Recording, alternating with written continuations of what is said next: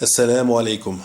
Je fais ce cours audio pour commenter le titre assez surprenant d'une des récentes conférences en anglais de Tariq Ramadan, qui s'est tenue à Chicago à la fin du mois de décembre 2015, lors d'un congrès qui est une espèce de rassemblement annuel des musulmans américains, qui correspondrait au rassemblement ou à la rencontre annuelle des musulmans de France au Bourget, et dans lequel défilent quelques superstars de la prédication autorisée. Tariq Ramadan y était donc à sa place. In fact, the right order for us when we try to understand his life is first how he was a believer and then in which way he was a committed citizen. Je ne sais pas qui s'est inspiré de l'autre, mais on retrouve les mêmes ingrédients que pour la rencontre française. Groupe musical avec une pincée de religion,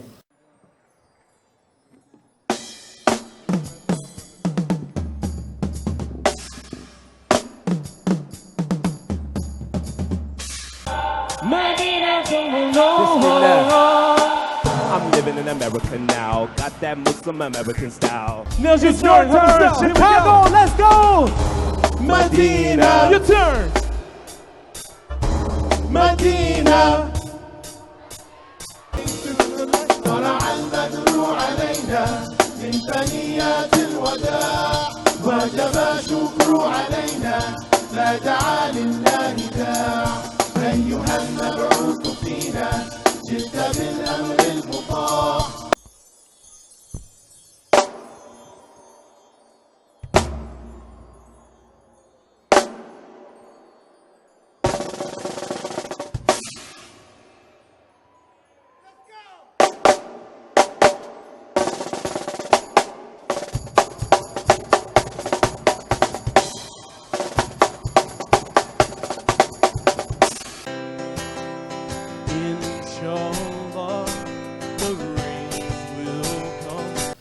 qui n'est pas sans rappeler Médine et autres groupes qui ont pu se produire au Bourget. Au son des poignards frappant les tables de cantine, marchons de réveil parmi les vendeurs de rêves. Élève-le, fais mon travail d'enfer. Comme l'étoile bollywoodienne, tu comptes servir notre prophète. Nul ne peut piétiner notre prophète. Vous êtes là ce soir?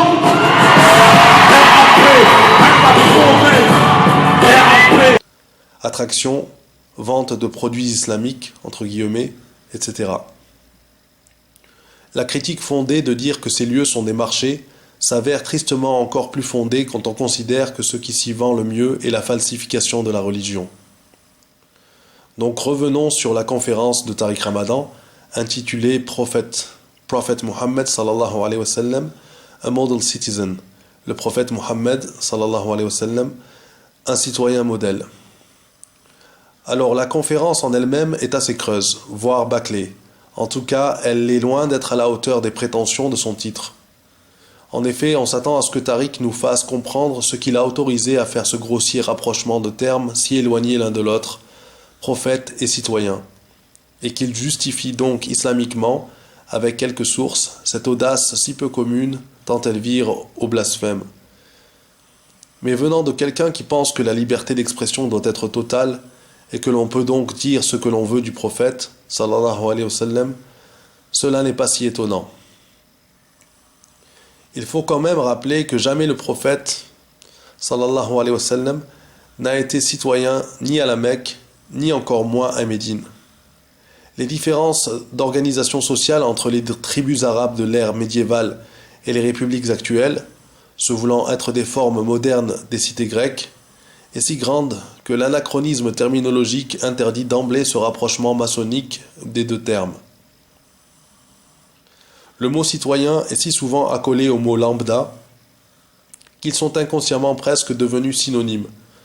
Comment le prophète, sallallahu alayhi wa sallam, pourrait-il être aussi désarmé qu'un citoyen, n'ayant comme lui que l'espoir risiblement vain de changer les choses par le vote? Comment peut-on rabaisser l'homme qui, dans l'histoire de l'humanité, a généré le plus grand changement planétaire à tous les niveaux? Comment peut-on le rabaisser au statut si moqueusement insignifiant de citoyen? Il n'y a pas de nom qui puisse résumer ce que le prophète sallallahu alayhi wa sallam a été, même celui de révolutionnaire, qui ferait plus rêver la jeunesse musulmane que le choix de citoyen, qui est trop restrictif.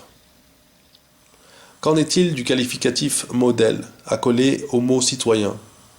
Est-ce que le terme et l'image qu'il véhicule collent vraiment à quelqu'un qui a rejeté tout le système en place à la Mecque, dont on cherchait à se débarrasser, qui a été contraint d'émigrer, qui a établi son État et en a rédigé la Constitution, qui a pris part à de multiples luttes armées, qui a chamboulé un tas de conventions et de traditions ancestrales, que l'on a encore tenté d'éliminer, etc., etc. Est-ce que cela correspond au terme citoyen modèle? Pas vraiment. On pense plus à Othman Hussein ou des gens de cette nature, qui n'appellent à rien d'autre qu'à ramasser des papiers ou des poubelles sur le chemin de ce qu'ils appellent la mosquée ou celui du bureau de vote. Un citoyen modèle est quelqu'un qui passerait sur toutes les chaînes télé et serait invité aux quatre coins du monde afin de nous vendre ses valeurs universelles et de beaux discours qui ne servent à rien. En somme, Tariq Ramadan profite de deux facteurs déterminants pour pouvoir présenter le prophète ainsi. Il profite du fait que les musulmans ne lisent pas ou peu, et donc qu'ils penseront que même si ce n'est pas comme cela qu'ils l'avaient vu à travers leur maigre lecture, il se peut bien qu'il faille ajouter cette facette peu connue de citoyen modèle au profil du prophète, sallallahu alayhi wa sallam, tellement peu connue qu'elle est en fait inventée, et qui arrange bien le musulman contemporain et l'état auquel il est soumis. Et deuxièmement, il profite du fait qu'il sait pertinemment, pour reprendre lui-même le procédé à son compte, que l'univers médiatique de masse est totalement bouclé, et qu'il n'admet en son sein, pour les passages uniques, seulement des contenus préalablement approuvés, ou pour les passages réguliers, seulement les initiés. Wassalamu alaikum.